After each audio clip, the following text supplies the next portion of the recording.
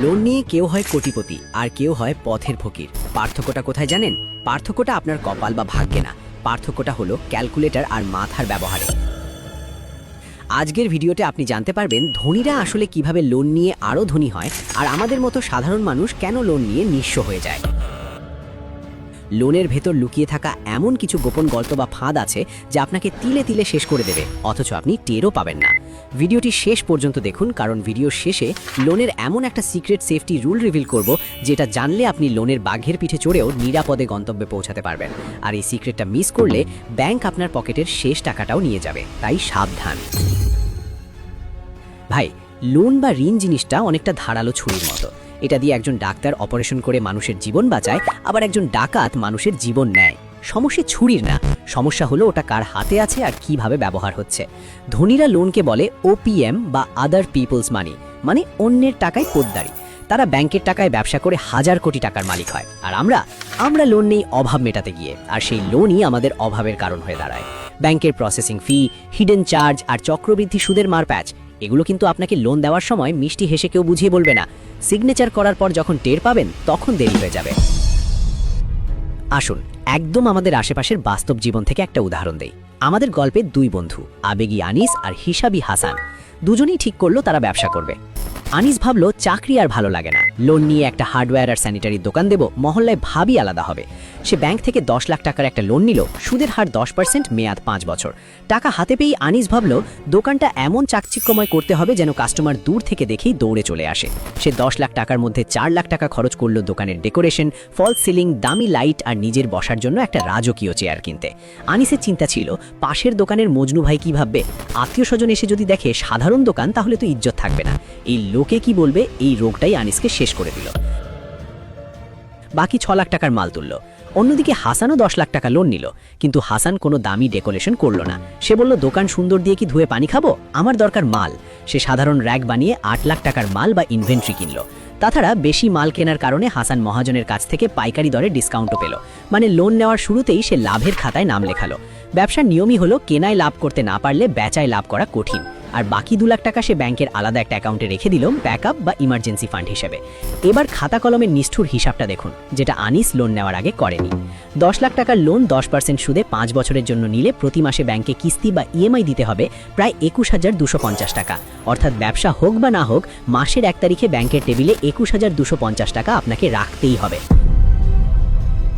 ব্যবসা শুরুর 3 মাস পর আনিসের দোকান দেখতে সুন্দর, কিন্তু তার কাছে মালের ভ্যারাইটি কম। কাস্টমার এসে মাল না পেয়ে ফিরে যায়।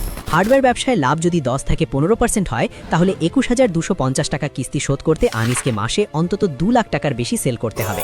এর সাথে আছে দোকান ভাড়া 10,000, বিদ্যুৎ বিল 2,000, কর্মচারীর বেতন। সব মিলিয়ে মাসে তাকে অন্তত 3 থেকে 4 লাখ টাকার মাল বিক্রি করতে হবে শুধু টিকে থাকার জন্য। নতুন ব্যবসায় এত সেল কি এত সোজা? চিন্তা করুন, একে তো নতুন ব্যবসা, উপরে জিনিসপত্রের দাম বাড়ার কারণে মানুষের হাতে টাকা কম। এই অবস্থায় মাসে ফিক্সড খরচ বের করা যে কতটা মানসিক যন্ত্রণার, সেটা যার ঘাড়ে কিস্তি আছে শুধু সেই বোঝে। আনিস এখন কি করবে? মাস শেষে কিস্তির টাকা নেই, ব্যাংকের অফিসার ফোন দিচ্ছে। এই প্রেসারে পড়ে আনিস ভাবলো ব্যবসা তো হচ্ছে না, শর্টকাটে টাকা কামাই। সে লোনের বাকি টাকা দিয়ে অনলাইনে জুয়া বা বেটিং অ্যাপে টাকা ঢাললো, ভাবলো এখান থেকে জিতে কিস্তি শোধ করবে। কিন্তু ভাই, জুয়ার অ্যাপের অ্যালগরিদম এমনভাবে সেট করা যে তারা আপনাকে কখনোই জিততে দেবে না। আনিসের দশা হলো আমও গেল ছালাও গেল। সে এখন বাপের জমি বিক্রি করার জন্য দালাল খুঁজছে। আনিস লোন নিয়েছিল বড় লোক হতে, কিন্তু ক্যালকুলেশন না থাকায় সে এখন ডেট ট্র্যাপ বা ঋণের ফাঁদে আটকা। এবার আসি হাসানের কাছে। হাসান যেহেতু ডেকোরেশনে টাকা নষ্ট করেনি এবং তার কাছে বেশি মাল ছিল, তার বিক্রি আনিসের চেয়ে ভালো। তবুও প্রথম 2 মাস তার ব্যবসায় লাভ হয়েছে মাত্র 10,000 টাকা, কিন্তু তার কিস্তি তো 21,000 টাকা। এখানেই হাসান তার সেই 2 লাখ টাকার ব্যাকআপ ফান্ড কাজে লাগালো।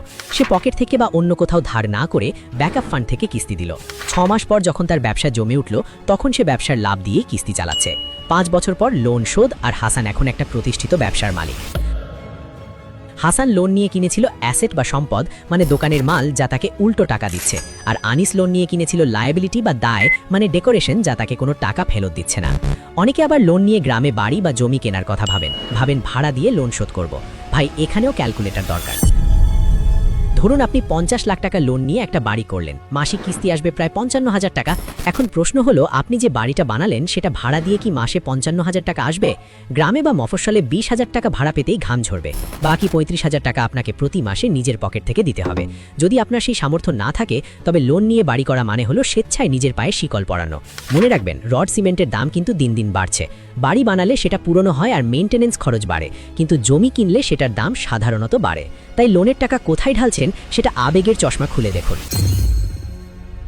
ধনীরা লোন নেওয়ার আগে একটা সহজ সূত্র ব্যবহার করে, ROI is greater than bank interest rate. সহজ বাংলায়, ব্যাংক আপনার কাছে 10 টাকা সুদ চায়, আপনি সেই টাকা খাটিয়ে যদি 15 টাকা লাভ করতে পারেন তবেই লোন নিন। 5 টাকা আপনার পকেটে থাকবে, 10 টাকা ব্যাংক নিয়ে যাবে। আর যদি আপনি টাকা খাটিয়ে 8 টাকা আয় করেন, তবে লোন নেওয়া মানে নিজের পায়ে কুড়াল মারা। এবার সেই গোপন সিক্রেটটা রিভিল করার সময় এসেছে, যেটা ভিডিওর শুরুতে বলেছিলাম। লোন নিয়ে সেফ থাকার গোল্ডেন রুলটা হলো দ্য 30% রুল অফ সেফটি। আপনি লোন নিয়ে যত বড় ব্যবসায়ী করেন না কেন, আপনার মাসিক কিস্তির পরিমাণ যেন কখনোই আপনার ব্যবসার মাসিক নিট লাভের 30%-এর বেশি না হয়।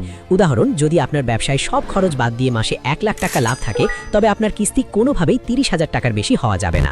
যদি এর বেশি হয়, তবে যে কোনো ছোটোখাটো বিপদ, অসুস্থতা বা ব্যবসায় মন্দা এলেই আপনি দেউলিয়া হয়ে যাবেন। ব্যাংক ম্যানেজাররা এই রুল জানে, কিন্তু আপনাকে বলবে না, কারণ তারা চায় আপনি বেশি লোন নিন আর সুদ গোনেন। লোন কোনো ভিলেন না যদি আপনার হাতে ক্যালকুলেটর থাকে, আর লোন জমদূত যদি আপনি আনিসের মতো আবেগের বশে চলেন। নিজের সামর্থ্য বুঝুন, মার্কেট রিসার্চ করুন, তারপর ব্যাংকে যান। মনে রাখবেন, ব্যাংকের কলম দিয়ে সাইন করার আগে আপনি রাজা, সাইন করার পর আপনি তাদের শর্তের গোলাম।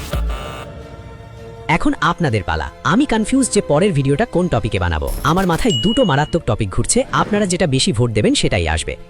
অপশন 1, লোন অ্যাপের ভণ্ডামি। প্লে স্টোরের লোন অ্যাপগুলো কিভাবে মিষ্টি কথায় লোন দিয়ে পরে আপনার কন্ট্যাক্ট লিস্ট হ্যাক করে, ব্ল্যাকমেল করে এবং জীবন অতিষ্ঠ করে তোলে, তার পুরো নারী নক্ষত্র ফাঁস দেখতে চান? নাকি অপশন 2, শূন্য পুঁজিতে ইনকাম। স্টুডেন্ট বা চাকরিজীবীরা পড়াশোনা বা কাজের পাশাপাশি জিরো ইনভেস্টমেন্টে কিভাবে রিয়েল সাইড ইনকাম দাঁড় করাবেন, তার কিছু জেনুইন আইডিয়া চান? কোনটা চাই, অপশন 1 নাকি 2? জলদি কমেন্টে লিখে জানান। আর হ্যাঁ, আমরা আপনাকে সাবস্ক্রাইব করার জন্য বলবো না, শুধু অনুরোধ রইল, সময় পেলে আমাদের চ্যানেলটি একবার ঘুরে আসবেন। সেখানে হয়তো আপনার জীবনের কাজে লাগার মতো আরও অনেক ভিডিও পেয়ে যেতে পারেন। এরপর সাবস্ক্রাইব করবেন কি করবেন না, সেটা একান্তই আপনার ব্যক্তিগত পছন্দ। দেখা হচ্ছে পরের ভিডিওতে। ততক্ষণ পর্যন্ত হিসাব করে চলুন, ভালো থাকুন, আল্লাহ হাফেজ।